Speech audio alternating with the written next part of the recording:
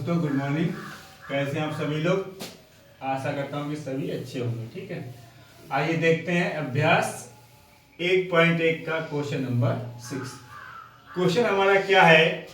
व्याख्या कीजिए कि 7 गुणा 11 गुणा 13 प्लस 13 और 7 गुणा 6 गुणा 5 गुणा 4 गुणा 3 गुणा 2 गुणा 1 प्लस 5 भाज्य संख्याएं क्यों है। अब हमें ये बताना है कि ये जो संख्याएं दे रखी हैं हमारी भाज्य संख्याएं क्यों है। तो देखो इसको कैसे करते हैं। यहाँ पर देखिए हम इनको अलग अलग सॉल्व करेंगे पहले। ठीक है, पहली संख्या हमें क्या दे रखी है? 7 गुणा 11 गुणा 13 प्लस 13। अब इसमें एक चीज देखिए, ये 3 नंबर क्या है? मल्टीप्लाई में, मतलब गुणा में है, और उसके बाद प्लस एक नंबर 13 है। अब देखिए दोनों में हम पहले ये देखेंगे, यहाँ पर प्लस का निशान है, यहाँ पर देखो दोनों में हमें क्या कॉमन मिल रहा है। देखो 13 और 13 दोनों में कॉमन मिल रहा है। ठीक है, जो हमें कॉमन मिल रहा है उसको हम बाहर निकाल लेंगे। देखिए अब देखो अंदर क्या बचेगा। देखो 7 गुणा 11 यहां से बचा है, और प्लस जब यहां से 13 कॉमन चला गया तो यहां पे कितना बचेगा? 1। ठीक है, अब देखिए ये 13 हम ऐसे लिखेंगे गुणा। देखिए 7 की अगर हम 11 से गुणा करेंगे तो 11 सत्ते कितने होते हैं? 77 होते हैं। ठीक है, 77 होते हैं प्लस 1। अब देखो ध्यान से 13 गुणा 77 में एक जोड़ा कितना हो गया? 78। अब देखो इसका मतलब हमें क्या व्याख्या क्या करनी है कि ये भाज्य संख्याएं क्यों हैं। ठीक है, अब देखो 13 से क्या 78 कट जाएगा? पारा पढ़ के देख लो।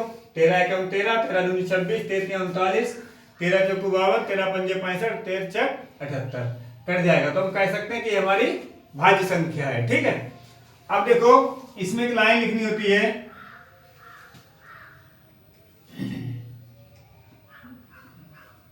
चूंकि 13 गुणा 78 अभाज्य संख्या नहीं हो सकती।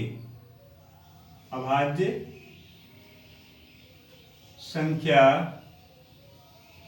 नहीं हो सकती।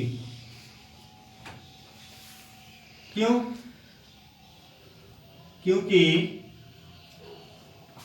भाई 13 गुणा 78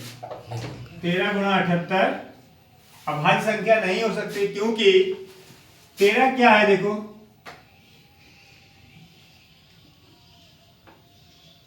13 एक गुणनखंड है भाई, गुणनखंड है या नहीं है? क्यों? क्योंकि 13 से 78 कट रहा है, इसलिए 13 एक क्या है? गुणनखंड है। ठीक है, ठीक है, अब देखो आगे देखिए, तो हम कह सकते हैं कि हमारी जो संख्या है 13 गुणा 11 गुणा 13 प्लस 13 एक भाज्य संख्या होगी। ठीक है, अब दूसरा क्या है? दूसरा भी इसी तरीके से करेंगे। 7 गुणा 6 गुणा 5 गुणा 4 गुणा 3 गुणा 2 गुणा 1 प्लस 5। ठीक है, अब देखो इसी तरीके से इसको भी सॉल्व करेंगे। देखो दोनों में हमें क्या कॉमन मिल रहा है? 5 कॉमन मिल रहा है। ठीक है, तो हम 5 कॉमन ले लेंगे। अंदर कितना बचेगा? देखो 7 गुणा 6 गुणा 4 गुणा 3 गुणा 2, और यहां से कितना मिलेगा? प्लस 1। अब देखो यहां से 5 गुणा, देखो यहां पे इसकी गुणा करो, 2 3 6 चौक 24, 24 की 42 से गुणा कर लो। 24 की 42 से गुणा करोगे, 4 दूनी 8, 4 चौक 16, 2 दूनी 4, 2 चौक 8, 8 6 4 10, 1008 आ गई। इनकी जब हमने गुणा की है तो 1008 प्लस 1, ये कितना हो जाएगा? 5 गुणा 1009। ठीक है। अब देखिए क्वेश्चन क्या था, व्याख्या करनी थी कि ये भाज्य संख्याएं क्यों हैं। ठीक है, तो बस हमें इसमें इतना ही करना होता है। तो यहां से नीचे फिर लिख दोगे भाई ये भी अभाज्य संख्या है। ठीक है, तो यहां से नीचे लिख दोगे, इसलिए 7 गुणा 11 गुणा 13 प्लस 13 तथा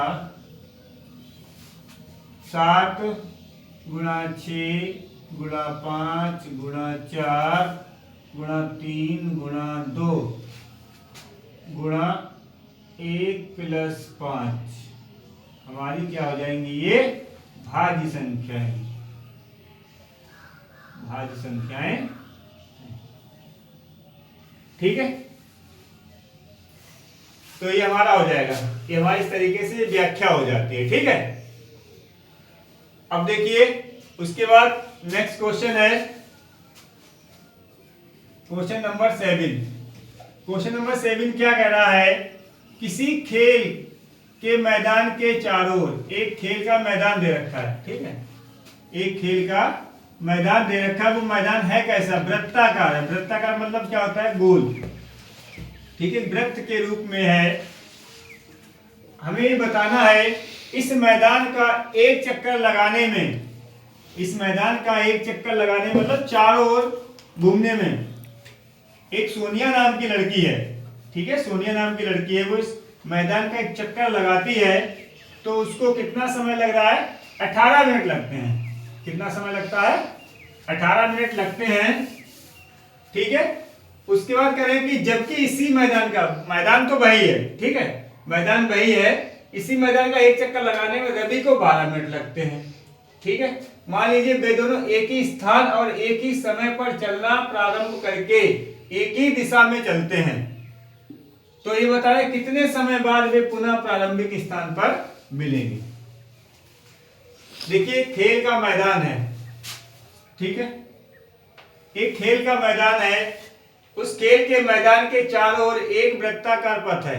ठीक, गोलाकार पथ है। ठीक है, इस मैदान का एक चक्कर लगाने में सोनिया को 18 मिनट लगते हैं, जबकि इसी मैदान का एक चक्कर लगाने में रवि को 12 मिनट लगते हैं। मान लीजिए वे दोनों एक ही स्थान और एक ही समय पर, मतलब कोई भी एक स्थान मान लिया उन्होंने उस मैदान का, ठीक है, वो उस मैदान पे एक ही साथ चलते हैं।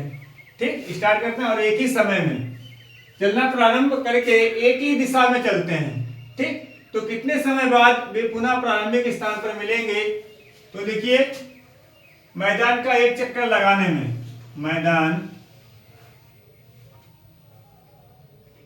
का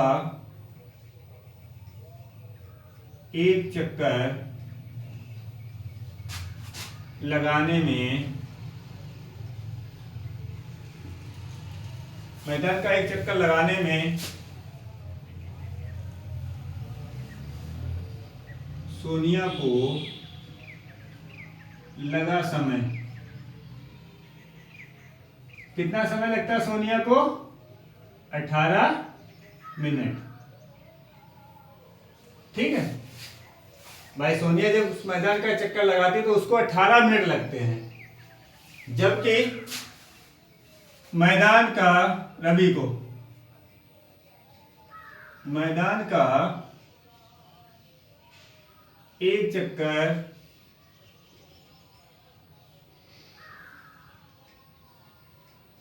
लगाने में रवि को लगा समय, रवि को लगा समय। भाई सोनिया को 18 मिनट लग रहे हैं और उसी मैदान को रवि को कितना समय लग रहा है, 12 मिनट लग रहे हैं। ठीक है, रवि को टाइम लग रहा है 12 मिनट का, सोनिया को 18 मिनट और रवि को 12 मिनट। तब हमें ये बताना है कि उन्होंने ये मान रखा है कि वो दोनों एक ही स्थान और एक ही समय पर चलना प्रारंभ करते हैं, मतलब शुरुआत करते हैं। ठीक है, एक ही दिशा में चलते हैं, तो हमें ये बता रहे हैं कि वो कितने समय बाद पुनः प्रारंभिक स्थान पर, जहां से उन्होंने शुरुआत की थी उसी स्थान पर पुनः कब मिलेंगे। ठीक है, तो देखो इसमें क्या करेंगे, भाई जब पुनः मिलेंगे तो हम इसका क्या करेंगे, लासा निकाल लेंगे। ठीक है, लासा को इंग्लिश में कहते हैं एलसीएम। अच्छा, एलसीएम कैसे निकालते हैं, देखिए दो तरीके होते हैं, या तो इसको ऐसे निकाल लो, 18 12 को एक साथ लिखते हैं, इनका लासा निकाल लो, मतलब भाग देकर। ठीक है, 2 से कट जाएगा, 2 नीम 18, 2 छंग 12, फिर 2 से कट जाएगा, देखो 2 से 9 नहीं कटेगा, 2 तिया 6, अब 3 से कट जाएगा, देखो 3 तिया 9, 3 एकम 3, 3 एकम 3।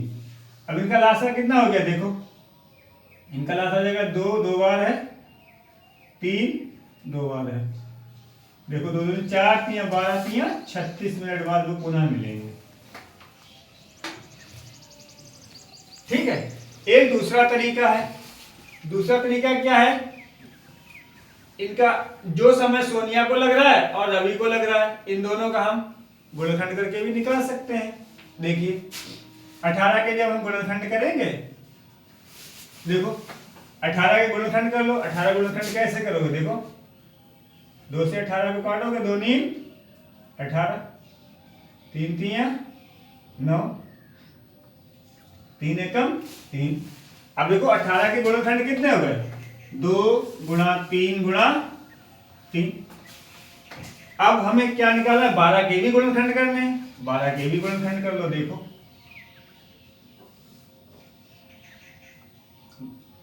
12 के गुणनखंड कीजिए, 2 छंग 12, 2 तिया 6, 3 एकम 3। देखिए तो 12 के कितने गुणनखंड आ गए, 12 के आगे 2 दूनी 4 तिया 12।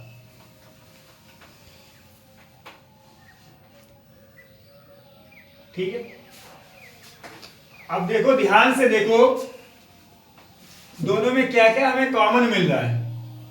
देखो यहां से देखो 2 है, यहां भी है और यहां भी है। ठीक है, उसके बाद देखो 3 यहां पर भी है और यहां पर भी है। तो जो हमारा दोनों में जो कॉमन संख्या होती है उसको हम, अब देखो इसका जब हमें एलसीएम लिखना है, एलसीएम किसका किसका, 18 का और 12 का। जब हमें इसका एलसीएम लिखना होता है तो देखो जो दोनों में जो हमारी कॉमन संख्या है उसको एक एक बार ही लिखते हैं। ठीक है, तो देखो 2 दोनों में कॉमन है, इसको एक बार लिख लिया, और हमारा 3 कॉमन है तो हमने 3 को एक बार लिख लिया। ठीक है, अब हमारे पास संख्या कौन कौन सी बची है, देखो ध्यान से, एक 3 बचा है इसमें 18 वाले में, और एक 2 बचा है 12 वाले में, इनको भी लिख लोगे तो 3 गुणा 2। ठीक है, देखो सही है नहीं सही है, देखिए अब इनकी मल्टीप्लाई कर दो, मतलब गुणा करा दो, 2 की 3 से गुणा, 2 तिया 6, 6 की 3 से गुणा 18, 18 की 2 से गुणा 36।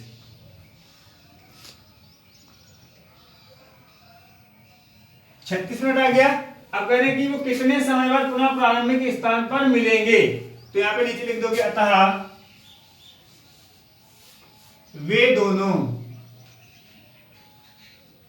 अतः वे दोनों 36 मिनट बाद, वे दोनों 36 मिनट बाद पुनः प्रारंभिक स्थान पर मिलेंगे, प्रारंभिक स्थान पर मिलेंगे।